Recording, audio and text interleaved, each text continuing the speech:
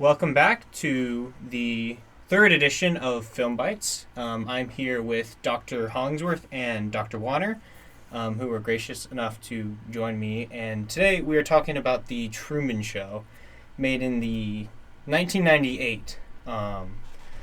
And this is one of those movies that it's not as well known as maybe some of the bigger company films. Not like the Disneys and the Pixars. But while this is a lesser known film, it's a really, really good movie. I highly recommend it to anyone who hasn't seen it any before. And as always, if you haven't seen it before, we are going to be spoiling quite a bit of it. So, so beware of the spoilers. Yes, definitely beware of the spoilers. All right, we can kind of just jump right in.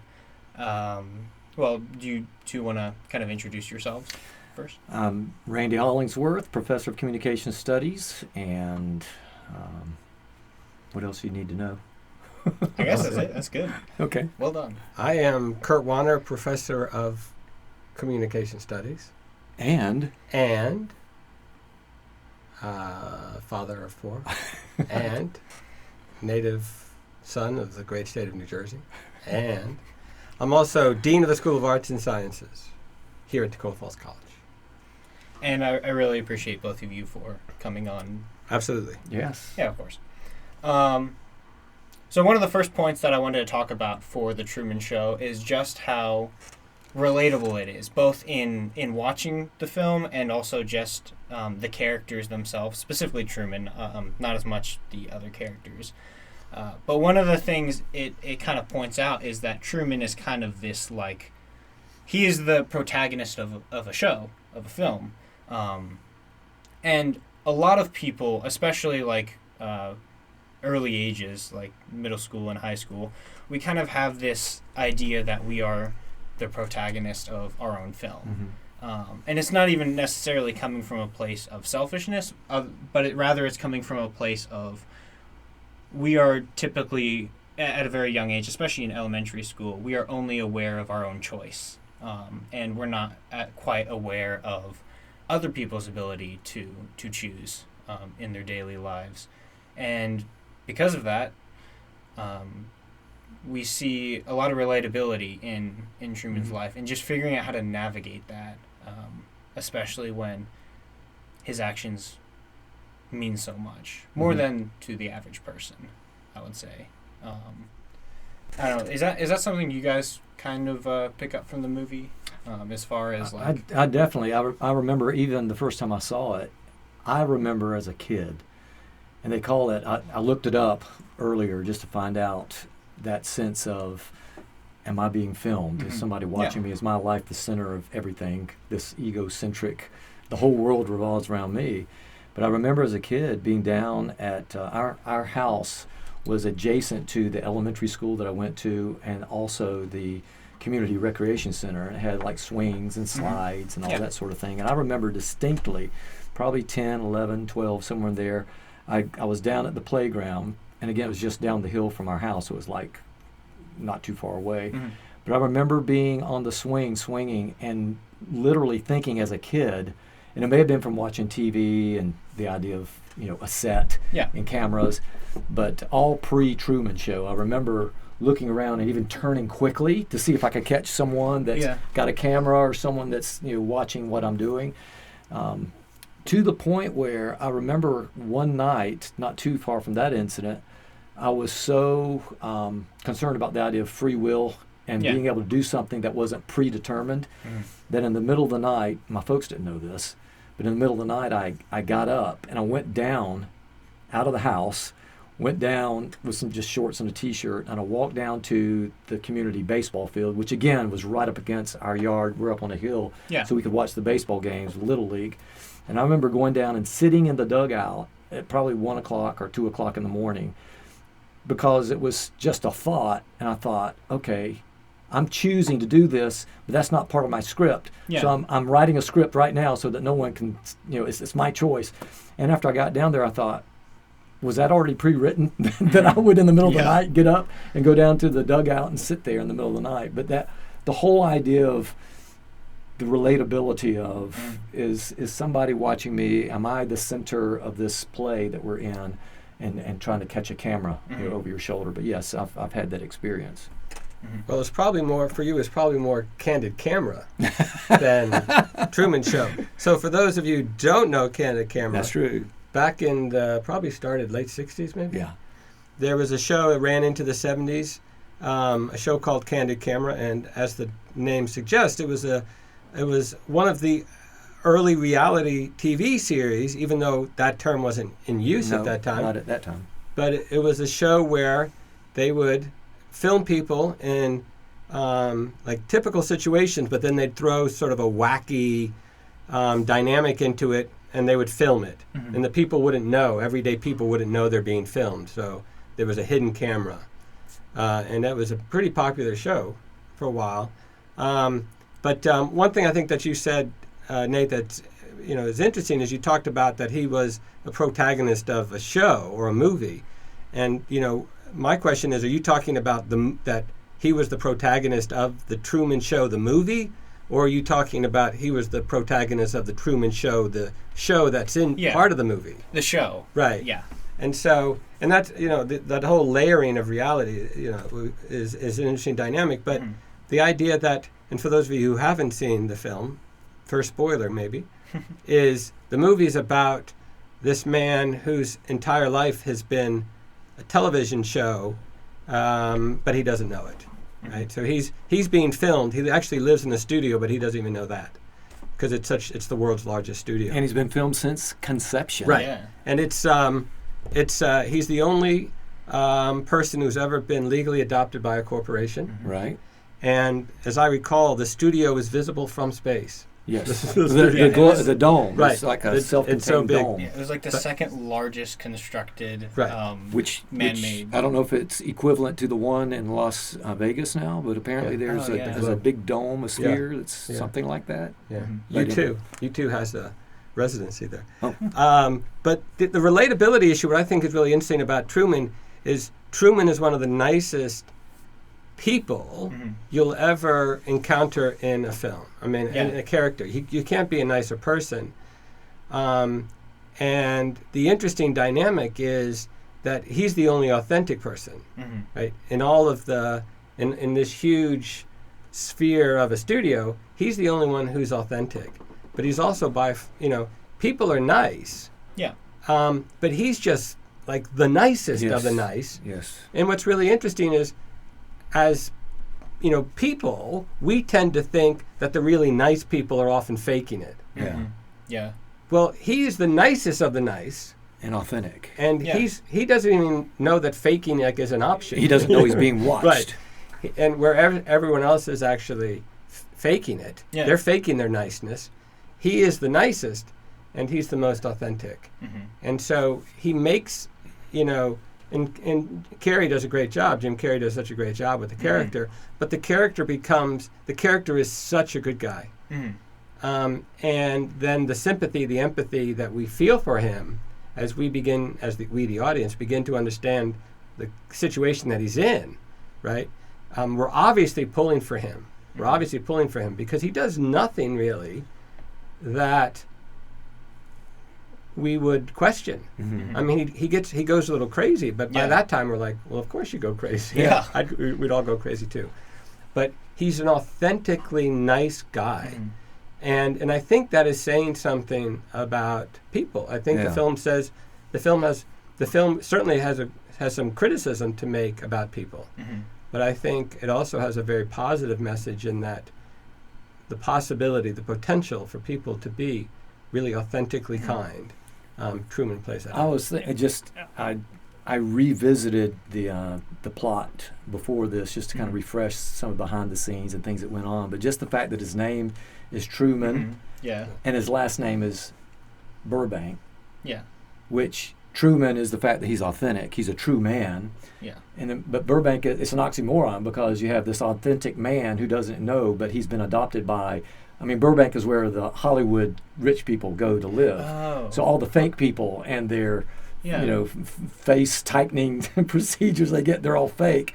So this idea of him being a true man, but his parents are Hollywood. He's part of this big thing, and he doesn't even know. And even obviously the analogous type of things with him being Truman, authentic, but also with Ed Harris, being named Christoph, the idea of Christ in his name. Very subtle. Very subtle with that one. But kind of like the creator of the universe from the in the beginning was Christoph, and he created this whole pretend world.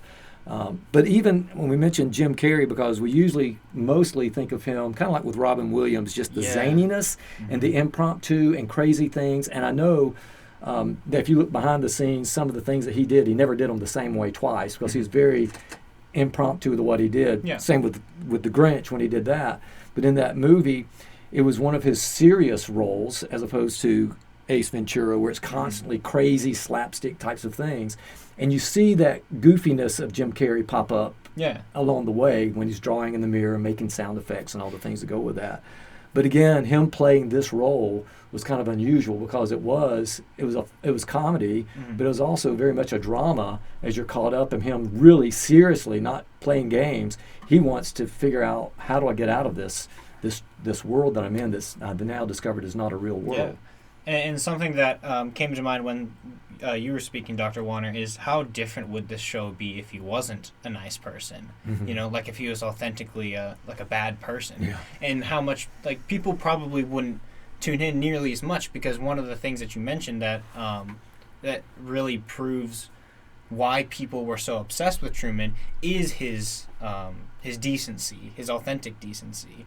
And people could tune in from wherever. We had all the different shots of people pausing their lives to watch this, and it was because it offered some sense of hope that someone in this world could be authentically nice. I wouldn't go as far as to say good, but that's kind of what the film portrays, is just a very decent person. And kind of going off what you were saying, Dr. Hollingsworth, is Jim Carrey does a really good job in this movie in balancing comedy and the seriousness of it, because there are some scenes that he's just really funny in this movie. There are some very lighthearted, fun scenes.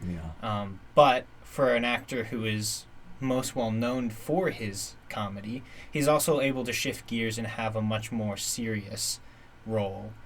His comedy, and it's credit to the writers as well, his comedy never demeans the seriousness of the situation. Because with all the things he's finding out, that's got to be pretty shocking to find out that everything that you've known up to this point is fake. And he definitely thinks it's small scale at first, and it gets bigger and bigger. He starts out thinking that someone's just following him, and then he's finding out that everyone's in it except for his close friend, and then he's figuring out that everyone's in it. Even his wife. Even his wife, yeah. Which that's one of the most disturbing part of the films. Finding out that the wife, the one you should trust the most of all. She's an actor. And we see the little scene with the fingers crossed when he's looking through the photos.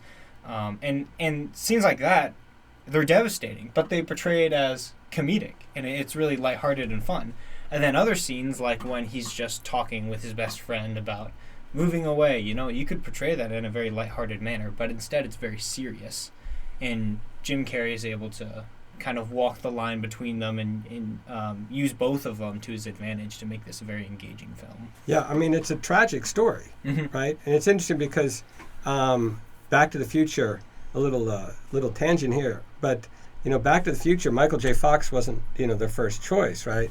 And so Eric Stoltz was the first choice, and they actually filmed for a long period of time with Stoltz, but eventually they fired Stoltz, and part of it was because Stoltz looked at the story as this tragedy, because you have this young man who goes back in time, and his whole existence, his family's existence, they're fading away. Right? But Back to the Future is a comedy, and how do you explore the sort of darker themes in a comedic context? Well, Truman Show is an excellent example, and carries it so well. And it was clearly a point where Carrey was on top of the game. He was on top of Hollywood, Mm-hmm. and he wanted to be recognized as an actor, not Right. just as a comedian. And there was a lot written about will he win the Academy Award for this? Mm-hmm. And it was at the time, it wasn't a blockbuster, but it was a successful film. And Carey's use of comedy, and to your point, some really disturbing dynamics if you take the time to think about it. Mm-hmm. And I think we're supposed to. I think the director wants us to think about how there's some disturbing things in there. Another thing that you were talking about in terms of how would we react if he's less likable is Hollywood, of course, never just makes one movie of a topic or a theme if you can make two, right? Mm-hmm. So classic example is when Tombstone comes out, and then shortly after that Wyatt Earp comes out, right? But around the same time that Truman Show came out, Ed TV came out. And Ed TV is a Ron Howard film, and Matthew McConaughey is the main character. But in that film, McConaughey knows that he's the central character of this reality series. And the McConaughey character is a much less likable. He's still likable, but he's more selfish. Okay. He wants the fame and the fortune that comes with it because he knows he has access to it. Yeah. Whereas Truman doesn't know Truman is his naivete is his innocence, and in that innocence he's likable. Whereas McConaughey wants all that the world has to offer, Mm-hmm. because he knows he has access to it, whereas Truman doesn't. And that naivete, of course, is part of what draws us, I think, to the true man, who is portrayed so wonderfully by. And the Ed TV came after, right? Yeah, Shortly after, maybe. They were both same period of time. Because I went back and I was just doing a little research before this podcast, and I was just trying to dig and see what awards were won and all those types of things that I wouldn't have remembered just from watching the movie when it first came out.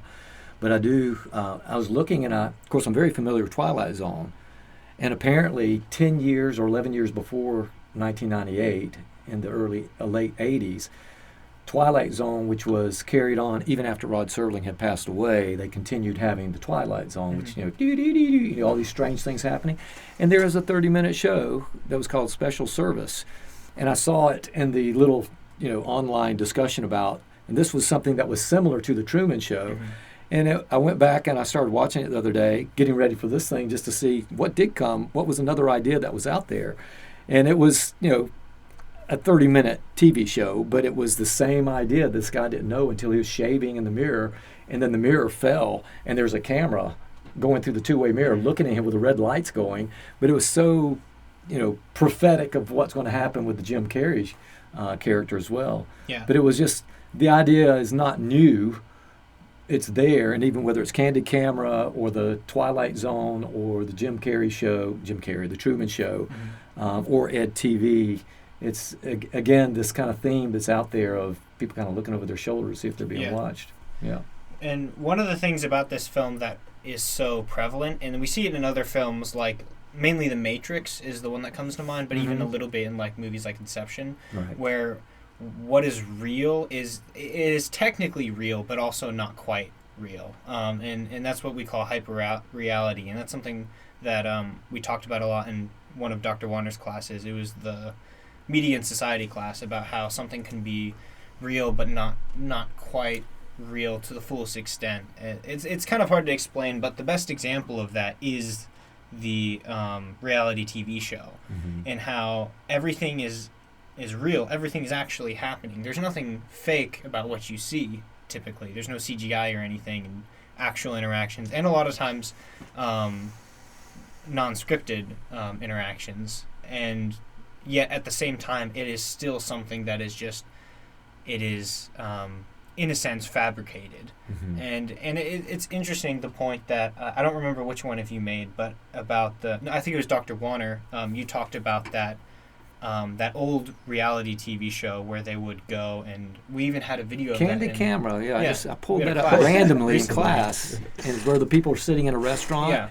It's a huge restaurant, and the couple's sitting there, and then they put a guy right next to him or to them, and he's obnoxious. I mean, he's eating off of their plate, personal space. Yeah. But it was an example of these people didn't know they were being Yeah. watched to see how they react if some idiot sat next to them and started eating off their plate and invading their personal space. But yeah. Yeah, and when you mentioned that, Dr. Warner, it made me think, like, when it comes to reality TV, as time has gone on, do you guys suppose that it's becoming less authentic? Because it seems that reality TV, what started out as more of an experimental form of film where we get to see things as they happen, but not in a documentary sense, it feels like things are more scripted and more dramatic, and I would even argue unrealistic in more modern reality TVs. Is that something you guys can kind of see? I mean, there have been even movies about reality shows where they're kind of showing behind the scenes, whether it's a dating show or something where,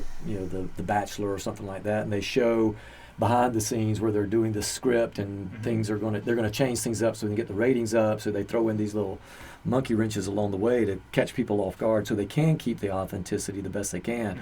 But all of us know that there's scriptedness going on even with the reality shows. But when I was thinking of the Truman Show, when the spotlight falls and he suddenly realizes, well, he didn't realize, he just thought, that's weird, that's not normal, that airplane flying by, what's going on? But it's that beginning where suddenly after 30 years they were able to preserve that authenticity that he had no clue. Yeah. When all of a sudden something goes wrong and he's suddenly going, whoa, something's not normal here, and he begins to put the pieces together. And in that moment, and going back to reality shows, especially like flipping houses, typically if you ever do any kind of home repair, you see the TV show and they show them fixing it like in 30 minutes. They've turned this, old piece of junk into a beautiful home. But now they start showing the actual mistakes that happen. And when they run into, there's mold in the wall. We weren't expecting that. That wasn't in our budget. So in the moment, you're watching the authenticity of them going, ooh, we've got to figure out how to change this. And so in the same way, Christoph and the characters, they suddenly have to adapt to when he starts to figure out what's going on and rewrite the script so that people start trying to adapt to this new twist. He's starting to figure things out and he's wanting to travel. And so they have to sneak in these reasons why he wouldn't want to travel. Yeah. So for them, they know they're having to change the script because he's changing the script. But at the same time, they're still trying to keep control over it so they can keep the ratings up. Because now people want to see, is he going to figure out? And if he does figure out, is he going to be able to escape? Yeah. So it does change the original script, but they keep the ratings up with the changes. Yeah. But I think, to me, it's not a matter of trying to put it on a continuum of more or less authentic, because hyper reality. This idea is really, Baudrillard, a French philosopher, 20th century, right, late 20th century, he introduces this idea of hyperreality and simulation and simulacrum, and at the time, Matrix comes out the same time, generally speaking, as the Truman Show, but it also is about little less than a decade of where postmodern has really entered the vernacular, right? Everything's postmodern. And so you have these two great postmodern films, and the postmodern is questioning traditional ontological categories of what is real. But I think ultimately it's not a matter of more real or less real. I think, Randy, Dr. Hollingsworth, really hits on the issue is really control. The main issue is control. Who has control? And if I'm a director of a traditional film and I have the script, right, then the old saying is there's no one of more absolute power than a film director, right? And of course, in the history of film, there have been some directors who have lived that out. But I mean, they're tyrants. Some have been, but because it's the script allows that, right? And so we're at, the idea of we're going to just film your life and see what you do, right? Well, that's giving, they have control. But then the more the camera is present, is agency being taken away, right? The more words we script, the more situations that we script, right? It's a battle for control. And I think that's one of the powerful elements of the Truman Show, the film, is as Truman is becoming aware of what's going on, not in that I'm a star of a television show, but he becomes suspicious. The whole point, the whole conflict is a conflict for freedom. It's a desire for control. And Christoph, who I never liked the character, and I know we're not supposed to like the character, but I never liked the character. You know, I just thought he's one of the weak points of the film, I thought. But Christoph's response is control, right? Once Truman starts becoming aware, Christoph goes into full tyrant mode, full control mode, right? Because that's what the battle is about. The battle is about who has the control, and that plays out wonderfully in the Truman Show, and that's a key theme of the postmodern. So the idea that have we become so oversaturated with media, with advertisement, with consumerism, have we be just so much that we surrender not just our authenticity, potentially, but that we surrender control, we surrender agency. Yeah. And I think the Truman Show does a good job of navigating that space. And there's that scene where the harder Christoph pushes to control him out on the lake/ocean. Yeah. And he's controlling the storm and the weather and doing his best just to beat him into submission and to get him to turn around and go back.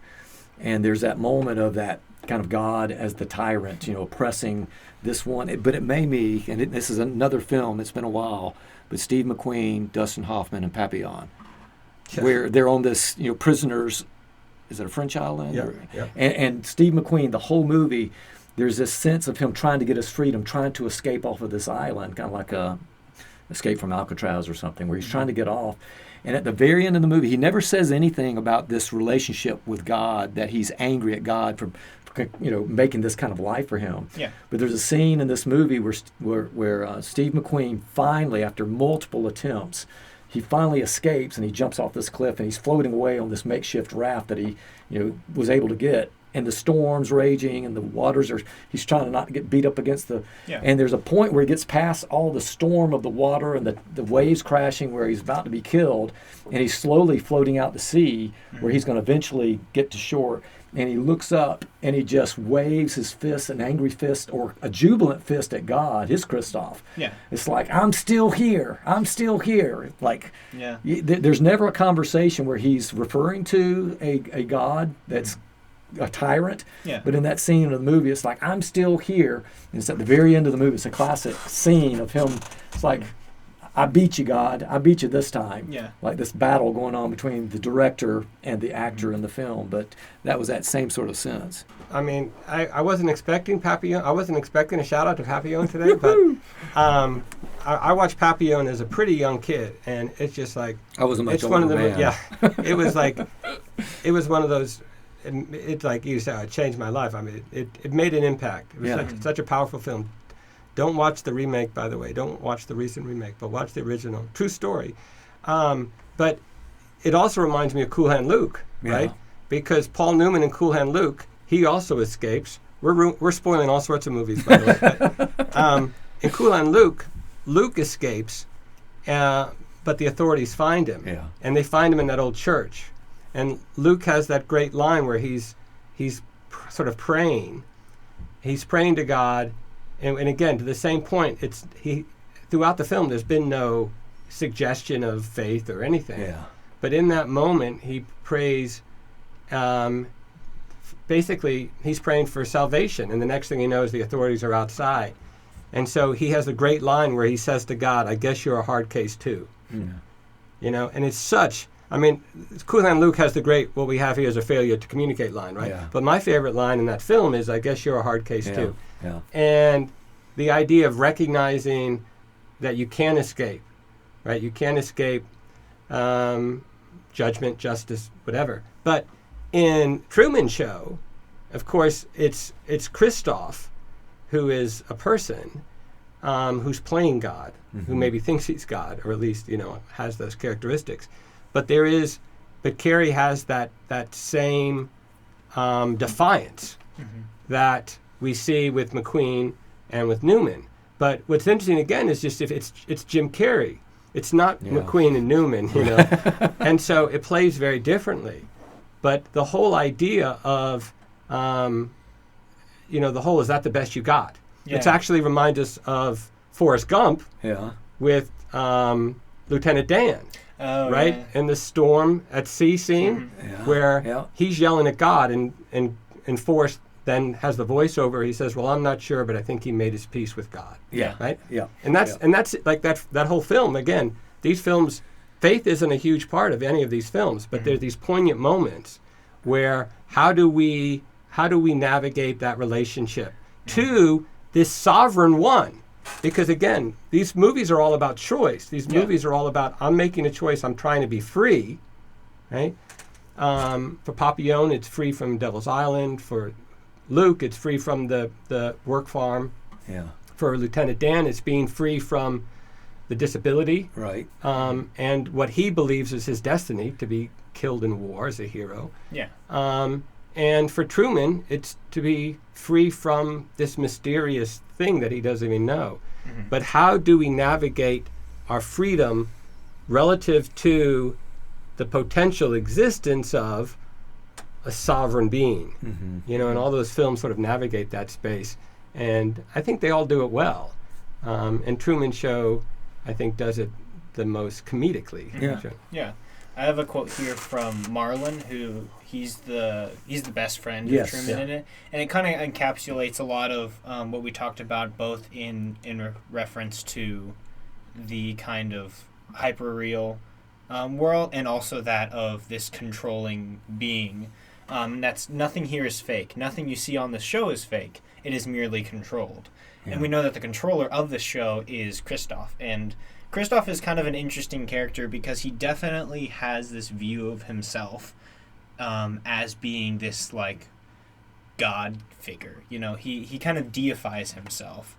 And he certainly believes thoroughly that he can have such ownership of a man in controlling what decisions he can make and what he can't. He removes Truman's agency and his choice to make decisions for himself. And that kind of puts himself in a position of being God. And he does so, he claims that he does so because he knows what's best for Truman. And we can see that in the discussion that he has with, I don't remember her name, but I can see if I can look it up right here. Lauren, the interest of Truman that he meets in high school, who ends up being thrown off the show. Because Christoph believes you don't have any right to tell me what I should do with Truman because only I know. But at the same time, he doesn't really have this idea that he doesn't demonstrate that he actually cares for Truman in the slightest. He cares for a show. He's perfectly fine in the storm if Truman does die. He says something like he was born on TV and in response to he might die on TV, and that really goes to show that his control isn't a matter of he wants the best for Truman. This isn't what we see like in the Bible with God having a loving interaction with his people and establishing both order and liberation, but rather this is him wanting to use and abuse Truman so that he can gain this fame, this popularity, and this money. He feels that he's created something. And he has. In a movie that I kind of compare this to in one sense is Gladiator, because he thoroughly believes that the sacrificing of one man purely for the entertainment of others is a worthy cause. And it once again kind of reflects an immoral and abused version of what we see in the Bible, in the biblical narrative of God sacrificing his son for the salvation of his people. Right. But in this, it's just for one man's ego and one man's popularity and for the entertainment of many. Similar to Gladiator in that that they would watch these people who had no no autonomy, no control to make any choices for themselves, and people would just watch them for entertainment as they mutilate each other in a stadium. And he does this through fear, which is kind of one of the differences we can see in someone who has a desire for the good of others versus someone in control who has the desire for to use and abuse. It's the use of fear, and using fear doesn't typically seem to be a very loving thing. I'm sure you could argue for some situations, because there is a healthy fear in that, like, you don't want your kid to run out into traffic, and that's a healthy fear you want to instill. But a fear of autonomy, the fear of making one's own choice, and the consequences that might happen as a result of those choices. That's something Christoph tries to instill in Truman. And he does so in a very disgusting way. Like, he instills fear by as far as Truman is concerned, killing his father, and getting rid of Lauren and just making her disappear, non-existent, no thing. What are your guys' thoughts on the use of fear? Well, two concepts of, especially with the analogy of, as a believer, you believe in a God that is, all loving, and then you also believe in a God that is all powerful. And I remember at seminary reading a book called Why Bad Things Happen to Good People. I think it's Rabbi Kushner, maybe is the name, but it was a Jewish a rabbi who wrote this book about the wrestling of why do bad things happen to good people. And tying it in with the Truman Show, the perception is that Christoph is all-powerful because he does have this universe that he's created, that he does have control over the light and the rain and the fog and all the things that go on. And so he has control over this universe, but he's also supposedly all-loving because he's doing this because he's trying to protect Truman, he's trying to keep him safe, but he's also doing it because the ratings, and he still has a show. So this conflict of those two things, and when Kushner, and again, forgive me if I have the author's name, but off the top of my head, I think it was Rabbi Kushner, when he wrote this, trying to figure out how can a God be all-powerful and all-loving when you look at when bad things happen to people. And so it's this argument of, he ends up, his premise of the book was that you had to choose that God was one or the other, that he was either all-powerful but he wasn't loving, or he's all-loving but he just doesn't have the power to stop bad things from happening, but he loves you. So tying it in with the Truman Show, one of the things we discover as this big world gets smaller and smaller, and literally at the end of the movie, you see how small it is because this infinite universe suddenly, the ship hits the end of the, we keep thinking about, indescribable, God goes on and on and on. So we think of this infinite God. And so for those who are watching this that have this anger issue with God for bad things happening or lack of autonomy, you suddenly get this story that says, that's exactly what I think of God, because it's like he's created this world that looks like he's powerful and looks like he's loving, but the reality is he's neither. He's not loving and he's not all powerful, because here's the end of his universe. He has no control of what happens at this moment. So that moment when Jim Carrey, Truman, is walking along, feeling the wall of the end of the universe, the infinite is suddenly finite. There's a sense of anyone who is angry at God, it's like, there you go, I'm cheering for him, because suddenly we see that God's not all powerful and he's not all loving, at least in this story. And you're kind of cheering him on because he's pushed up against this all powerful, quote, all loving God, and suddenly you realize he's neither one.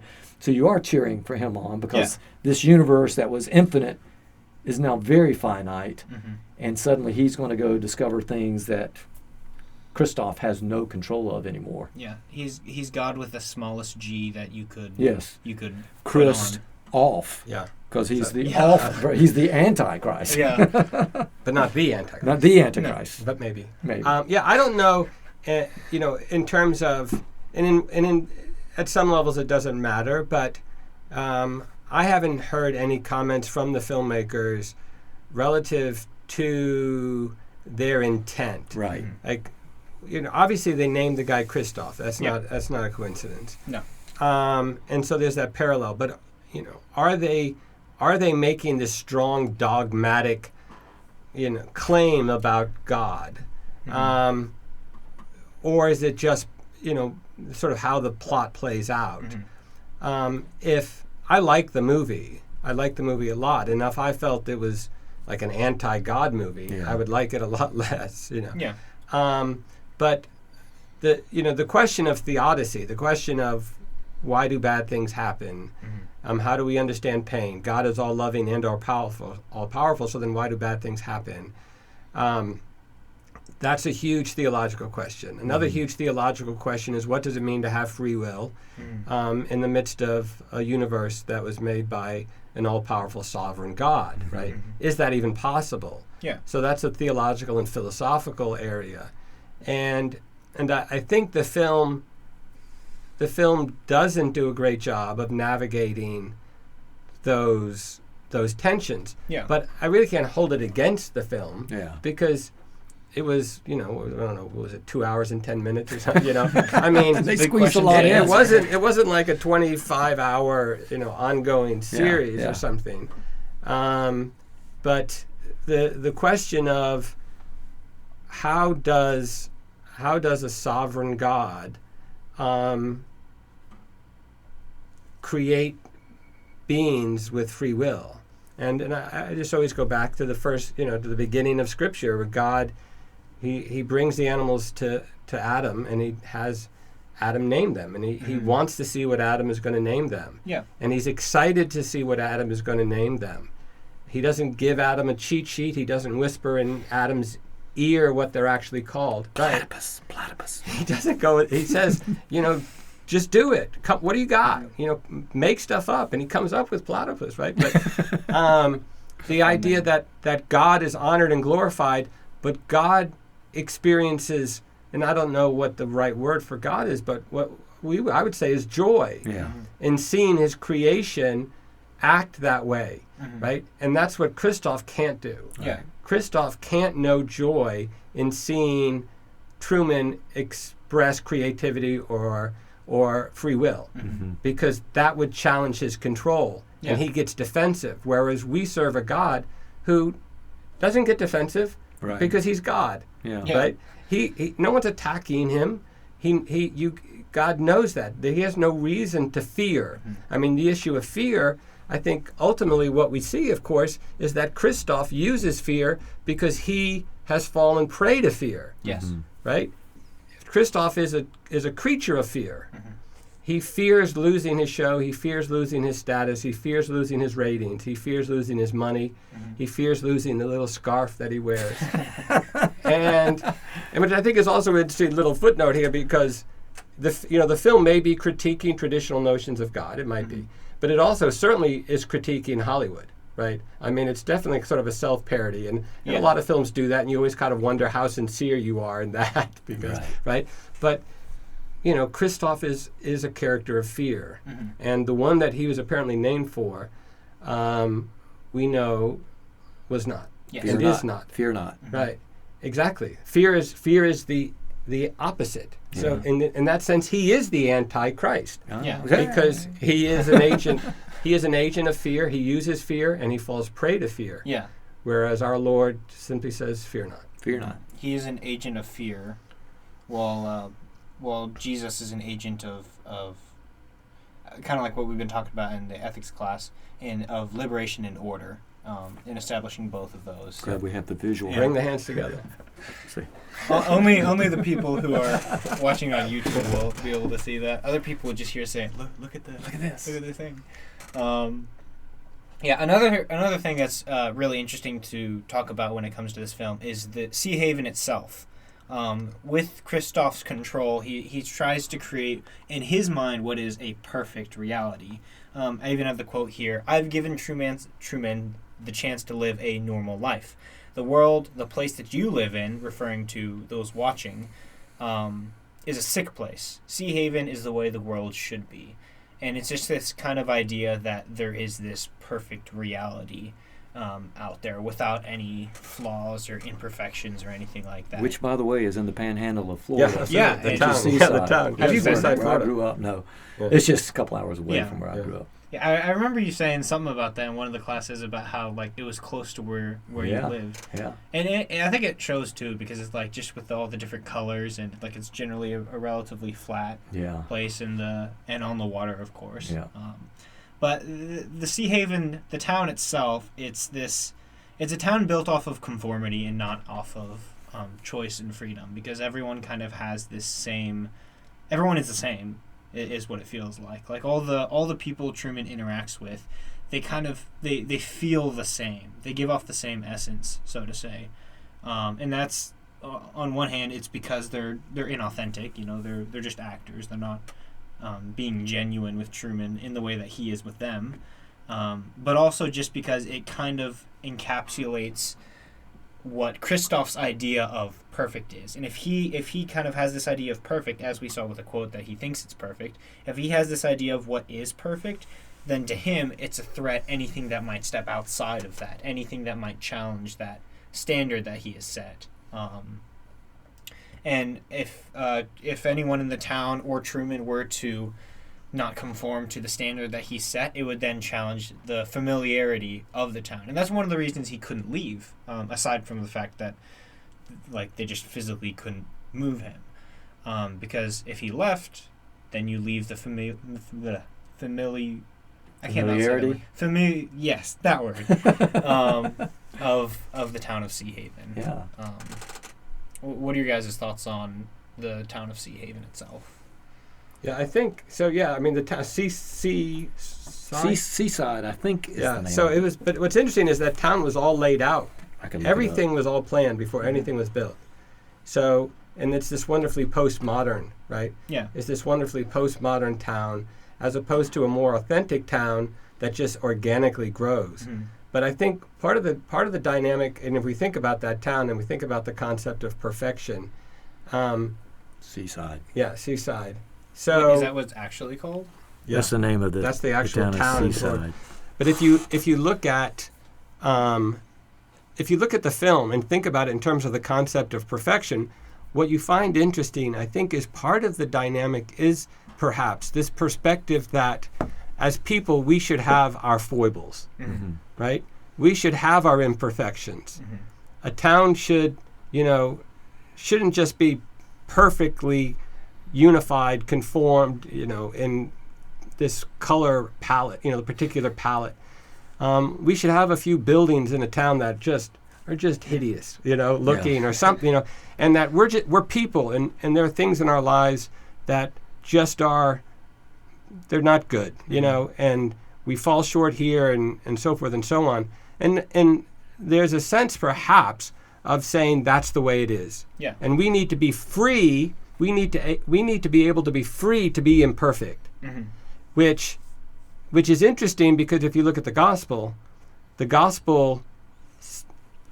gives us liberation that we might eventually experience perfection. So, in a sense, the kind of popular mindset that we can celebrate our imperfections, right? Because that's who we are. And one of the, you have yours, I have mine, it makes us who we are kind of thing, whereas, and Christoph is trying to control as a tyrant, right? But Christ provides space, but Christ also does not condone nor justify, nor rationalize, nor just sort of like, hey, that's that's just old Bill, Yeah.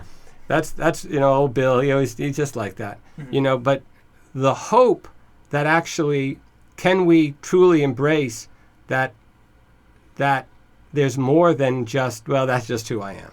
Yeah.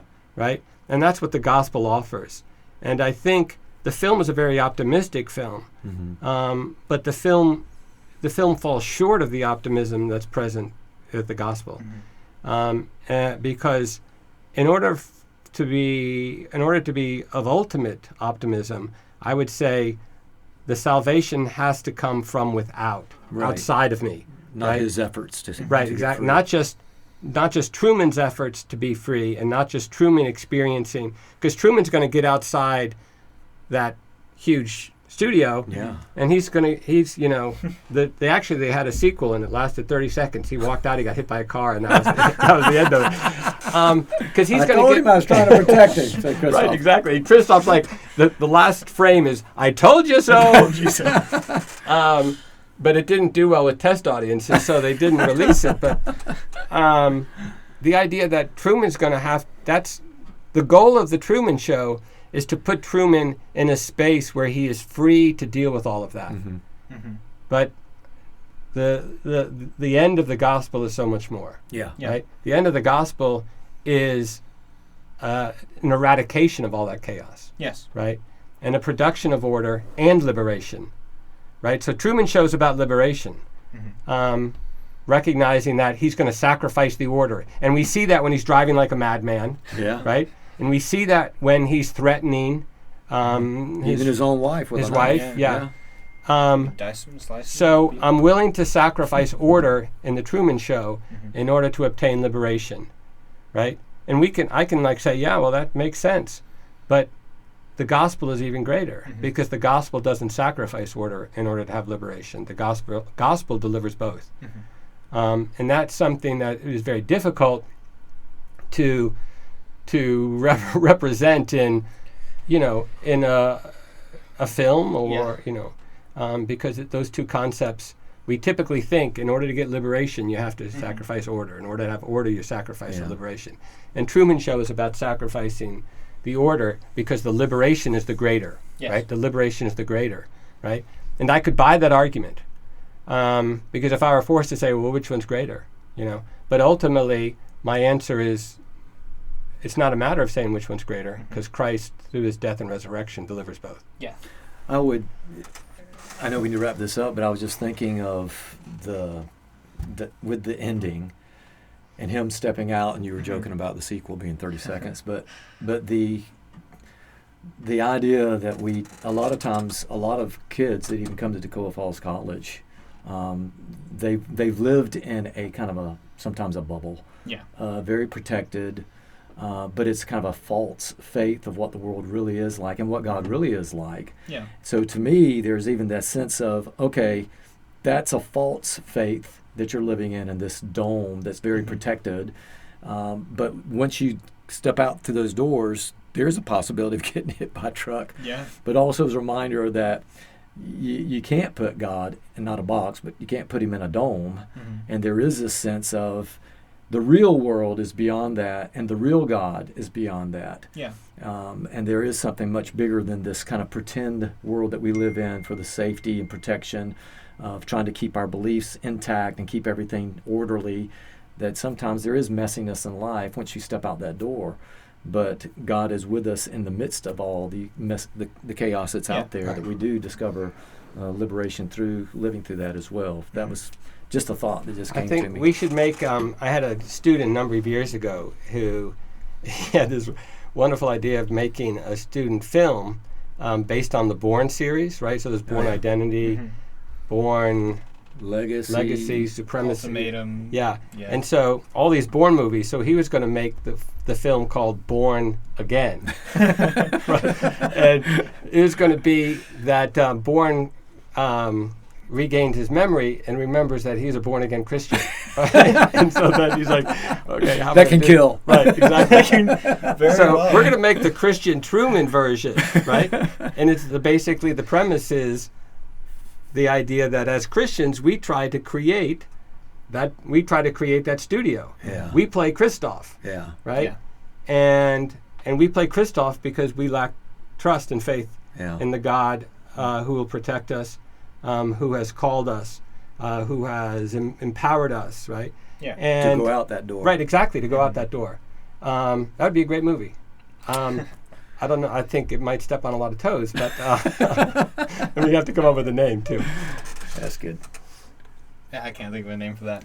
Kind of as we approach the ending, you talked a little bit about the ending of the film itself. Right. But that's something I kind of wanted to talk about for a little bit.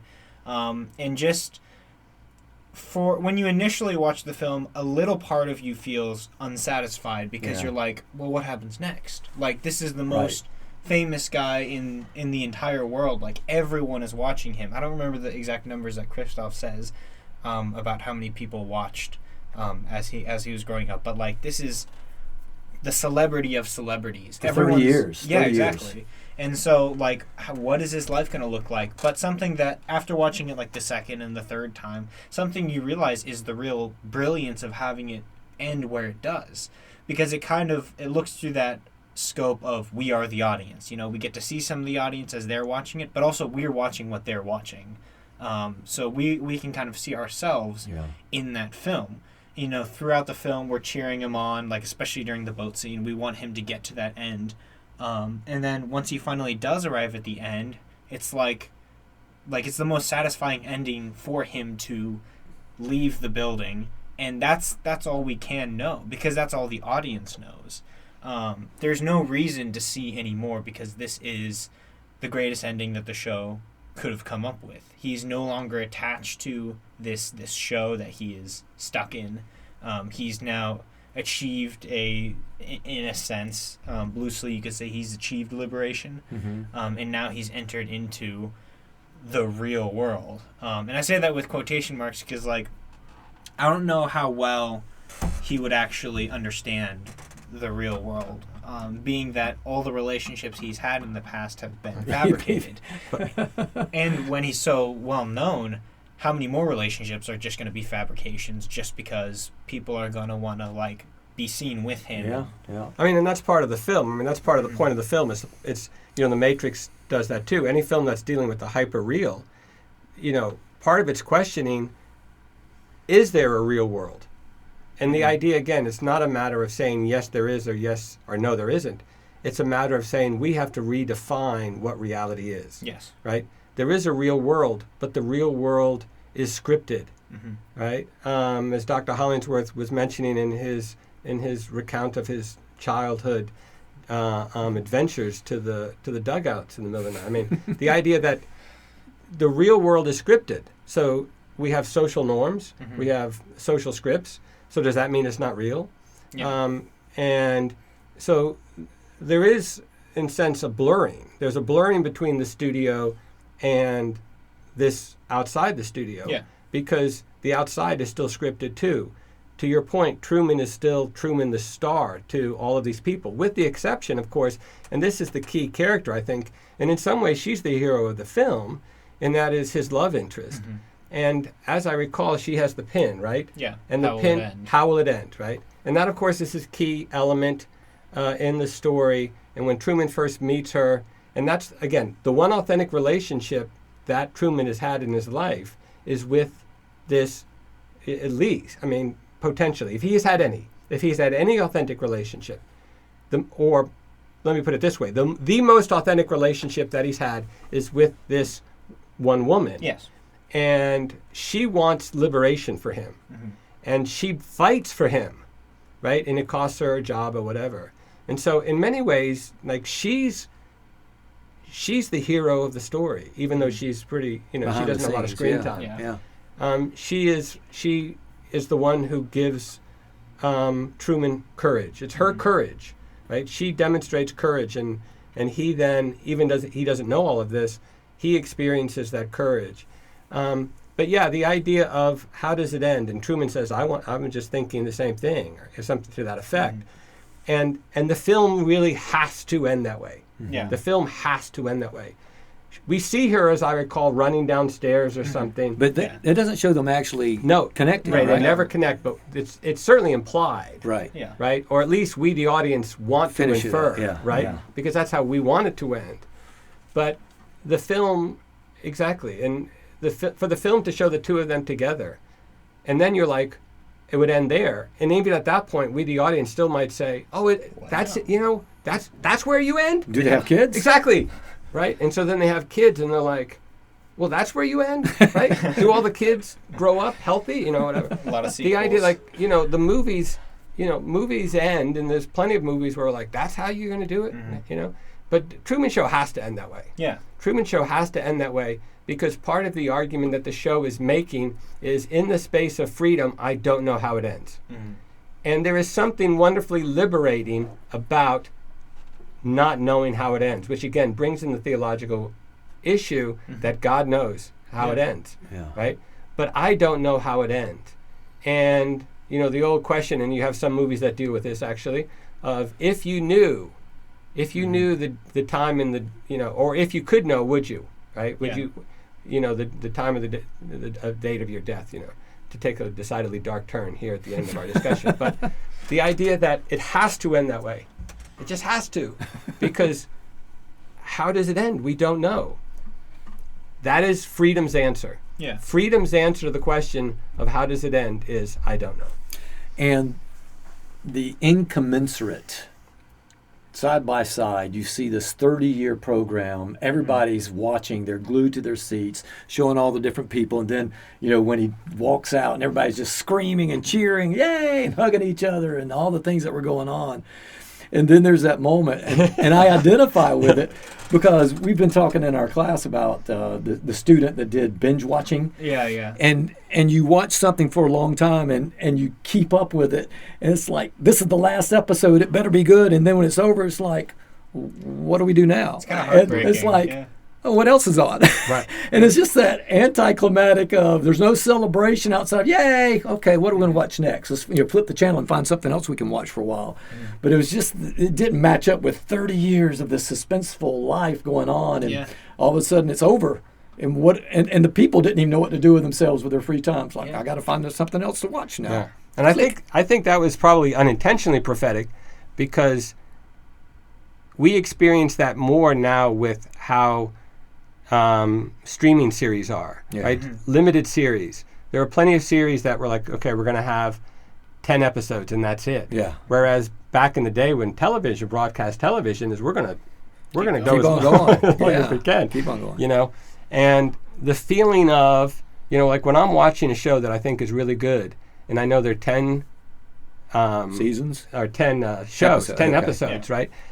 I start to slow down the viewing of them. Yeah. Because I'm like savoring. I'm trying to put it off. So there's one show right now, in fact, this is way off topic, but there's one show, Endeavour, it's a BBC, PBS, and they ended last season. And there's one episode that I haven't watched, the final episode. And it's been, I DVR'd it, whatever, but it's been probably, I think it aired in June. Okay. And I still haven't watched it. Just holding on. Because I'm like, the moment I do, it's done. It's done. That's it. And then you're like, what do I do now? Yeah. And it's such a great moment. It's like the two workers or something. Yeah. Security guards. Yeah. Or something. Security guards. Yeah. And they're like, oh, what now? Well, what else is on? Yeah. And in a sense, perhaps, that's supposed to be an expression of freedom for them. Yeah.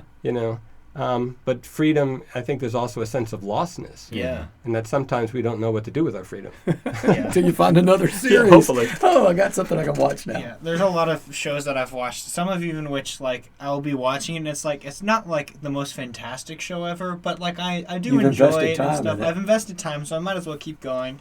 And even those shows which are like kind of mediocre but still interesting, when I hit the end, it's like it's a sad experience. Yeah. Like it's a happy sad kind of thing, because you've kind of, in a sense, walked through all this time with these characters, and you know them, and now you're going to their funeral. And yeah, now it's done. And with the Truman Show, like, it's not something that they could postpone, because this is a live show. It's like this moment is the end, and only the people watching live at that time. And let's be honest, it was probably most people around. Once you hit that ending point, it's done. There's nothing you can do. And I doubt that they'll have replays of episodes. So if it's a 30-year long show, they're probably not going to rewind of the Truman Show. Yeah. It'll be on Netflix sooner or later. Yes. Sooner or later. They'll do something like that. Yeah. No, I think just not in terms of a theme, but just the idea of looking at films that are what now 25 years old, remarkably. I think so. That's crazy, but I mean, it's crazy for Dr. Hollingsworth and for me, and recognizing just having the opportunity to go back, because with all of these streaming services, Truman's got to be on. I tried to find it, and it was available, but it was one of those things where it found it on another app that I don't have subscription for. It's like, but final, check it out. Check out the movie. Yeah, absolutely. It's a good movie. We actually have the DVD in our in the library, our catalog.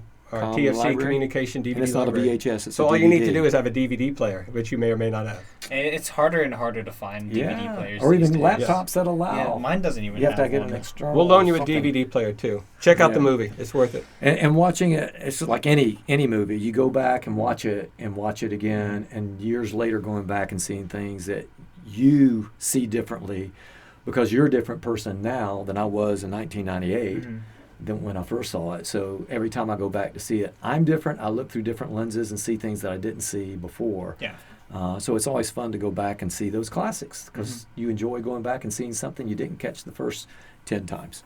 Yeah, it's good stuff. Well, Dr. Hollingsworth, Dr. Warner, thank you for joining me. Thank For you. the invitation. Yeah, It was of fun. Thank you. And in closing, just a final quote. In case I don't see you, good afternoon, good evening, and good night.